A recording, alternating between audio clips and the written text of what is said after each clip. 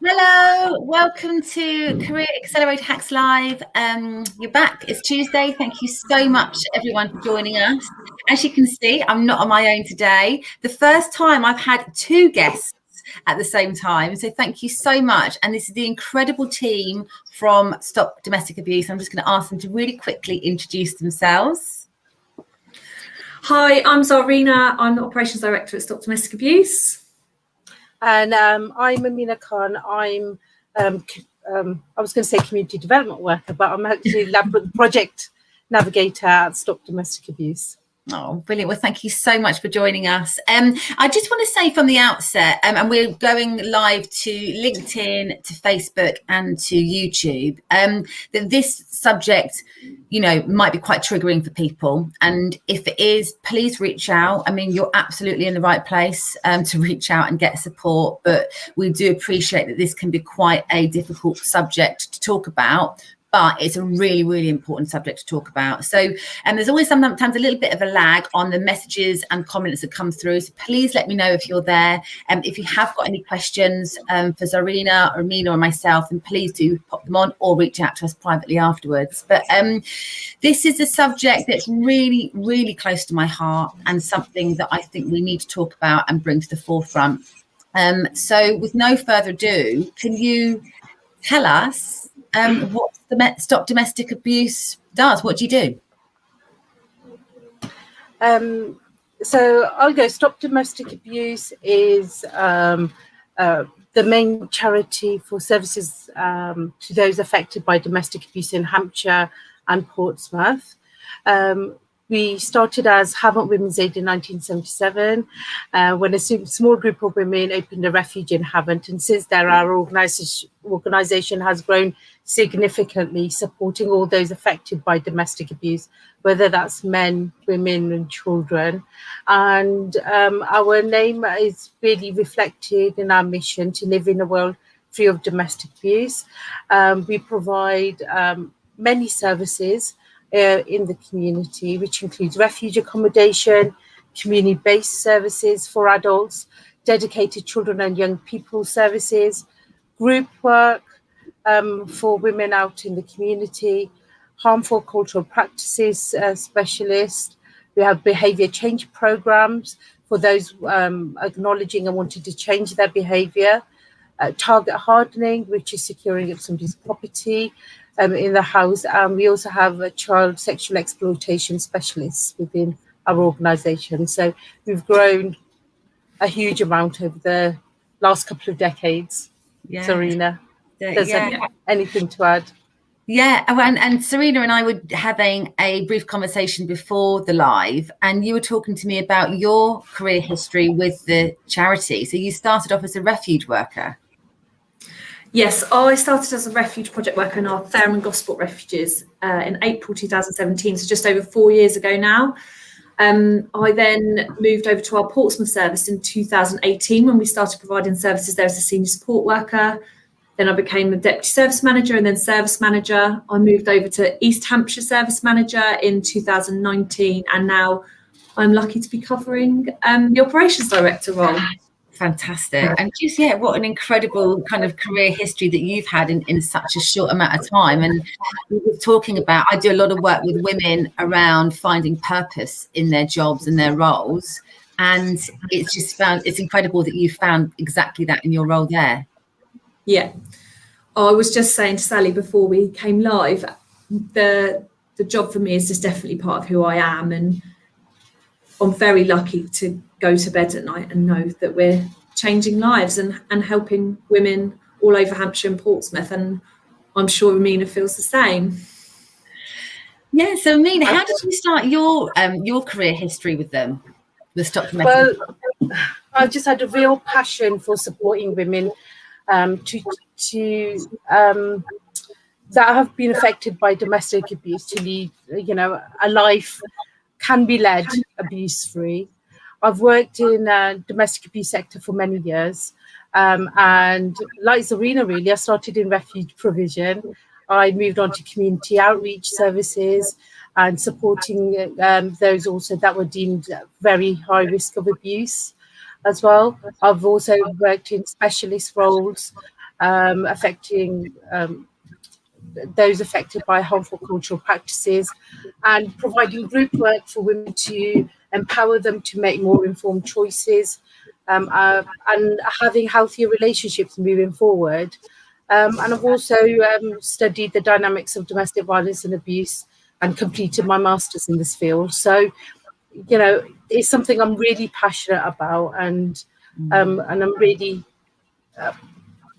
passionate about wanting this project and really raising that awareness of domestic abuse further afield than those directly affected as well, and just really understanding what domestic abuse is. And I think, as we were talking before going live, you know, a lot of people associate domestic abuse with just, you know, quite often to the forefront you think of physical abuse, and domestic abuse doesn't have to have any physical abuse for it to be abusive behaviours.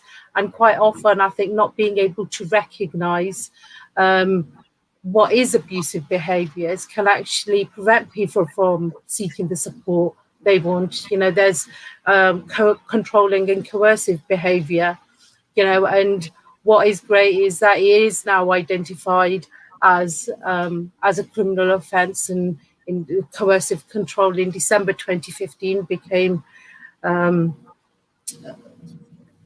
know, it was acknowledged. And I'm losing my words, Zarina. I need your help there. So what Amina's saying is that in 2015, coercive controlling behaviour became a crime. Thank you, Zarina. I couldn't get my words out. So since 2015, if somebody could be charged and convicted with being coercive and controlling towards somebody. Yeah. And I think that's one of the first things that I wanted to talk to you about. I think you made a really good point there, Amina, in terms of, unless you're directly affected by domestic abuse or you know someone, it isn't something that people talk about. It's a very taboo subject. And I know, having experienced it myself, when you're in that situation, you don't want to talk about it. You don't want to talk about it to other people. You feel quite shameful. So talk to me about the different types of domestic abuse. You know, what does the umbrella term mean, and what you know, what are all the things that can make up an abusive relationship or an abusive situation? So when we're talking about domestic abuse and the different elements to it, obviously you've got physical and sexual abuse, violent and threatening behaviour, and as we just mentioned, controlling coercive behaviour. There's also economic abuse and psychological and emotional abuse. And when we, you know, and I think when we talk about physical and sexual abuse, that's quite, you know, physical abuse, you know, a lot of people will see maybe sometimes injuries, but actually the more subtle behaviours, if somebody might just be experiencing economic abuse and financial abuse, that's not so visible. And that's when, you know, one partner has control over another partner's access to economic resources, which can diminish their capacity to support themselves and force them to depend on their partner financially. So it's restricting and their access to money, access to resources. It can be, you know, food, clothing, where they live. Yeah.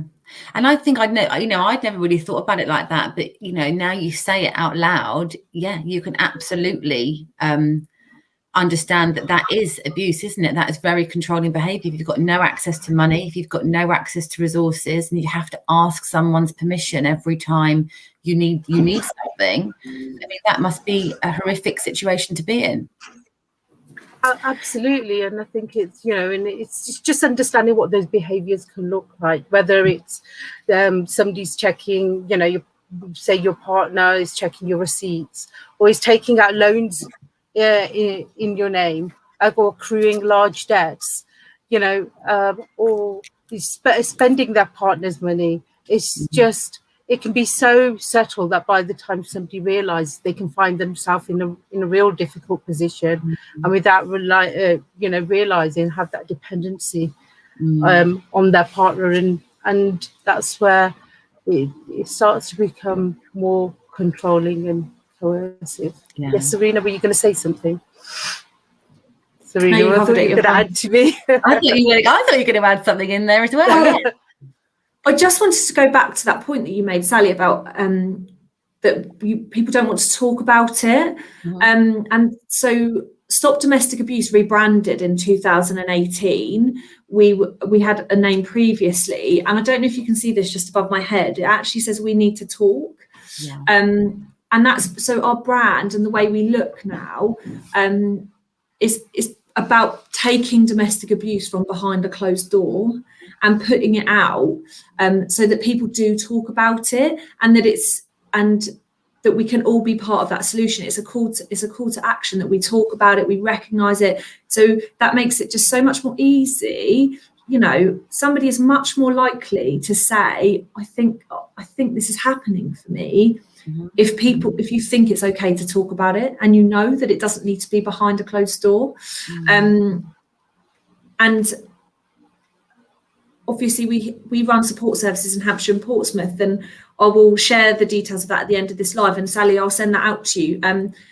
I think we have advice lines. If someone's worried or thinks that it might be happening for them, they can call us and they can talk it through with us, and we can support them. Because I think the difficulty is, you know, when you are in a brand new relationship, everything's fine, isn't it? Everything's rosy. I'm just going to mute a minute because I can hear myself as a feedback. So I'm going to see if that works. Oh, maybe not. Does that work if I do that? Yeah, I'm just going to mute you, and then I'm going to unmute you. I was going to say something and then unmute. But I think you're in a new relationship. Everything's new. Everything's rosy. And then these patterns start to form, don't they? And if you're in a situation, which I think a lot of women are, and I was in myself, the small things that happen, you let go. And you let go. And then something big might happen and you think, okay, well, it was a one-off, so you let it go. And then when you are in a situation where this behavior is happening all the time, because you've already let it go once, it's then quite difficult to say, okay, well, I'm accepting that behavior now, isn't it? Do you find that a lot? Well, I also think that so what you're describing there, Sally, is the cycle of domestic abuse. So there's an incident, and then there's a honeymoon period where the person who is using abusive or unhealthy behaviours actually changes their behaviour, and they're very apologetic, and they're very caring and loving and attentive. And then there's the tension building phase then, where something's building up. And then an incident will happen again. So actually, it is difficult because you said I've let that go, but also it's not so simple as all relationships are bad all the time. That's not how it works. You know, there are times where it can be really bad, and there are times where it could be really, really good. And that's really important for anybody to recognise as well. If someone's talking to them about domestic abuse, actually this person is also some person that somebody loves. Yes, absolutely. And that isn't always abusive all the time, and that there's that honeymoon phase, because because then that builds up back to the incident. So it's difficult. There's so many behaviours that a victim of domestic abuse has to navigate from the person who's behaving like that. Yeah. The rules change all the time. One day one thing could be, one behaviour could be fine, and then 2 weeks later it's not fine. Yeah. So it's a really confusing and difficult situation for anybody to navigate. Yeah, absolutely. And like you say, the honeymoon period is what keeps people in relationships. It's where it gives them hope that actually he's acknowledged or maybe recognized, or and actually that would keep us in relationships, in abusive relationships longer sometimes, because we have that hope that things are not always like this. He's not always like this, talking in a heterosexual relationship. So that hope keeps us in the relationship, and actually, but it also is saying to him that behavior is okay. Yeah. So that behavior is then repeated, or another limit's pushed. And like Serena said, the rules can change from 1 week to the next, so you never quite know where you stand. Yes. And that's where the women can find themselves in relationships for many, many years, you know, and go continuously going through that cycle of abuse. And, you know, the honeymoon period can last a few days, a few weeks, it could be months or even years for some people, you know, till they go into that tension phase and have that outburst where an incident happens. But actually from that, you go back in to that honeymoon phase, the apologies, the promises, that things are going to change. And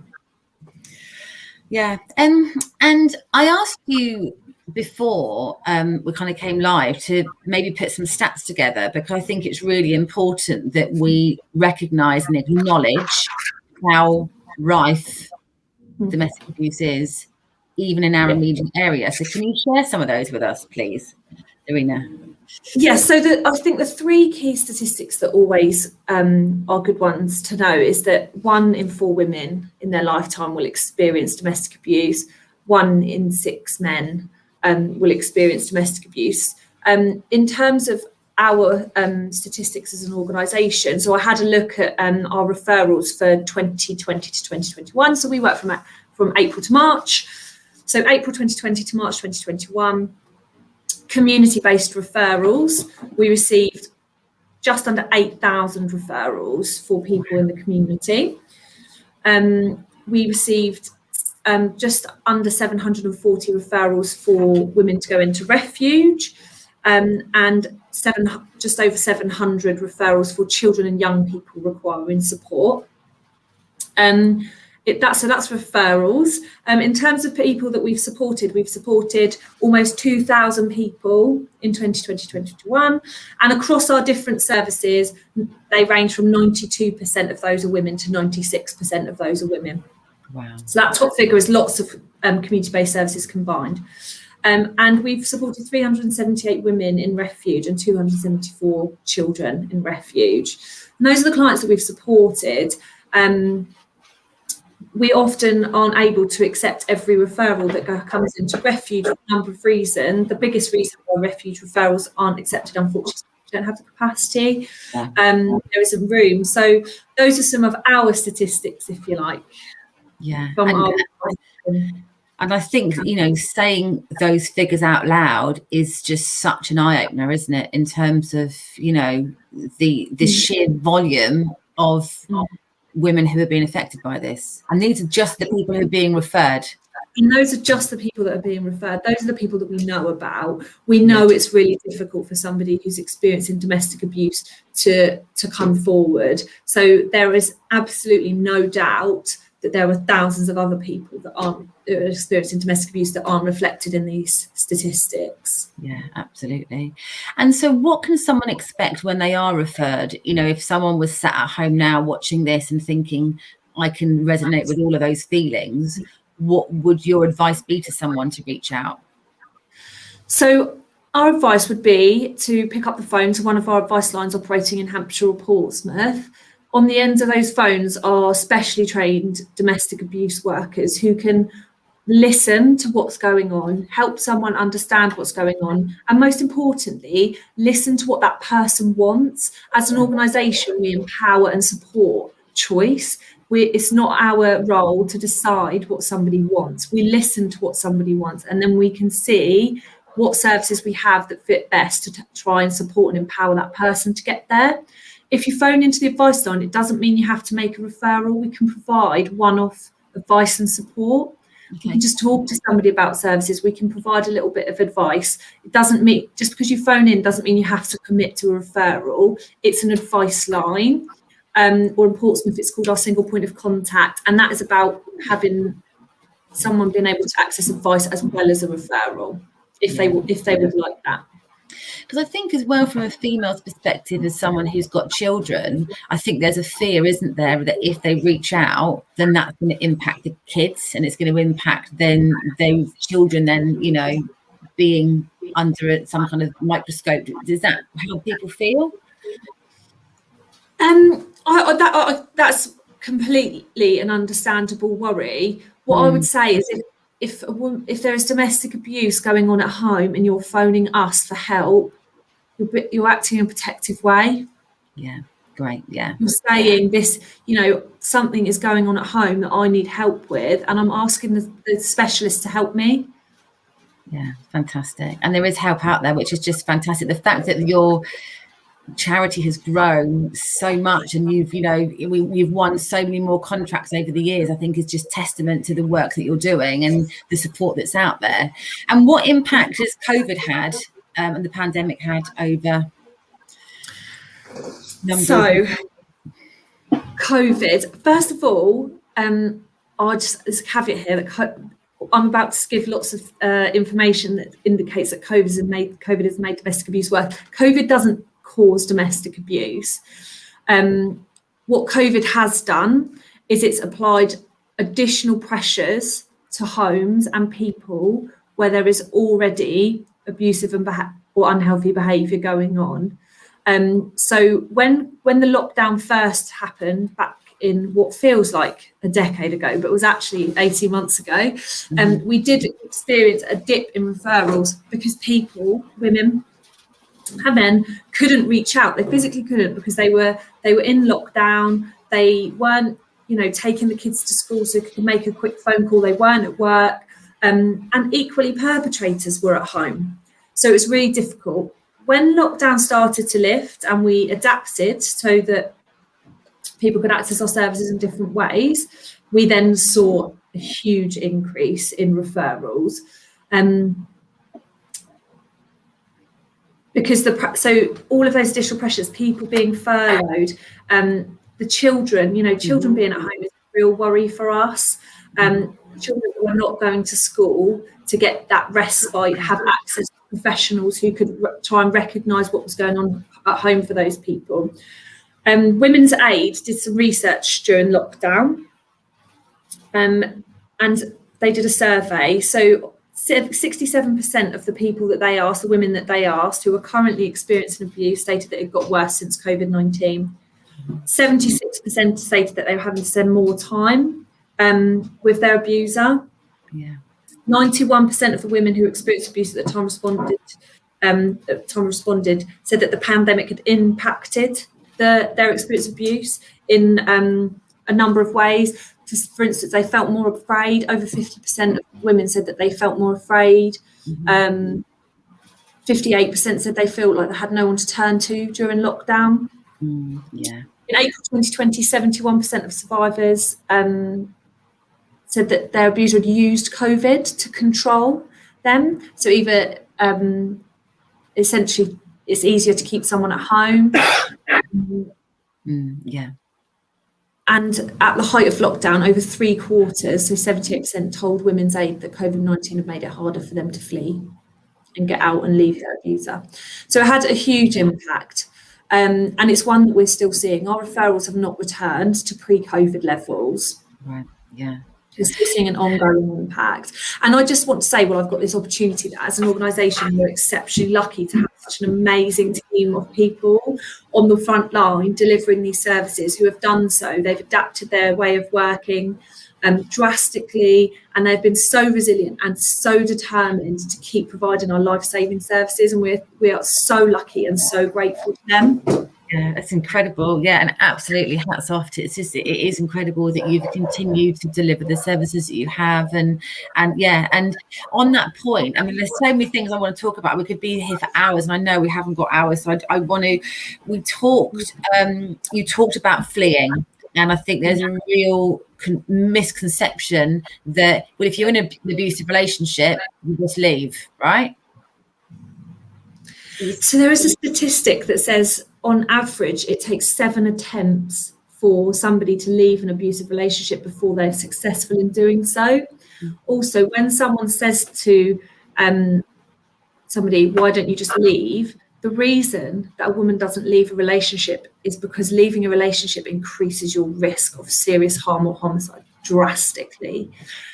So leaving a relationship will often mean that they feel less safe, and that there's risk attached to that. People in relationships know their risk. They know the risk. They know the behaviours inside out better than we do, and they know that leaving could have a really dangerous impact on them.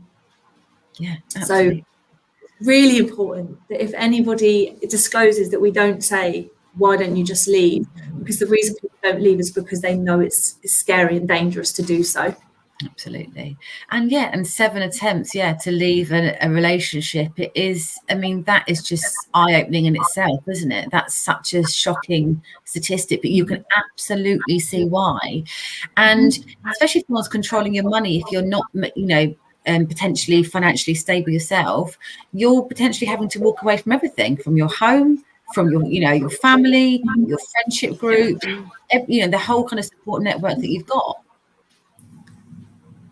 And that's not an easy thing to do. If at any point we're told, we've got 20 minutes to up and pack, what do we take? What do we leave? We've spent years building our home, leaving it's scary. And I think quite often it's the thought of the unknown. How's things going to pan out? How's things going to work out? Everything that you've worked so hard for, and I think, even those of us in healthy homes, can't just up and leave everything behind, having so little time. So, it's difficult. But there is support, and there is, organisation, as well as orders that people can get to remain in the home if that's what they want to do. Obviously, a lot of safety work around that, and getting some orders to protect them, whether to remain in the home if that's what they choose to do. And through our support, we can give people those options and support them with what they choose to do. Brilliant. And talk to me about the Labyrinth project, because that's how we started talking, Amina, wasn't it? In terms of reaching out to see if I could offer any services in terms of help with employment and getting people confident to maybe return to the workplace. But that's how we started talking. So talk to me about the Labyrinth project that you're running.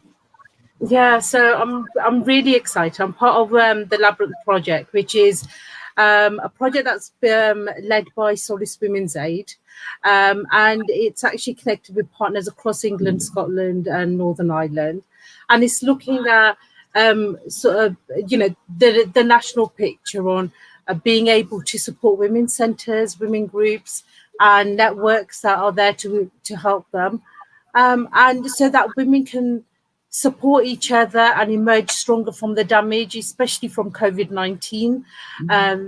The pandemic has had on women's lives.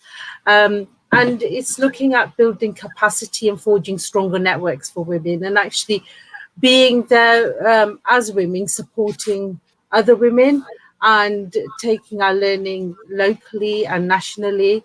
And when I got in touch with you, Sally, it was, trying to map on a local level what support there is for women in different capacities in their life. And because when we're looking at domestic abuse, it's not just one factor that affects a woman. It's actually, so much wider.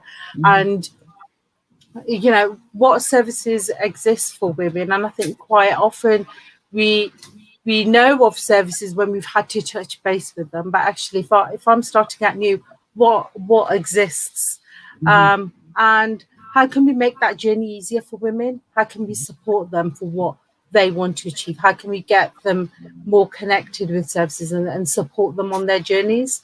So and obviously that's where I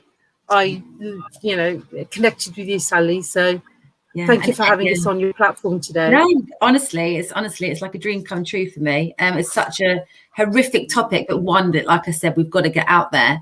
And we talked before as well about how we can support. So can you give us some do's and don'ts of how we can support people, not only our friends, but I think more, importantly, our colleagues. So when women come to work, they feel safe and supported. So what can we do to make those environments exist?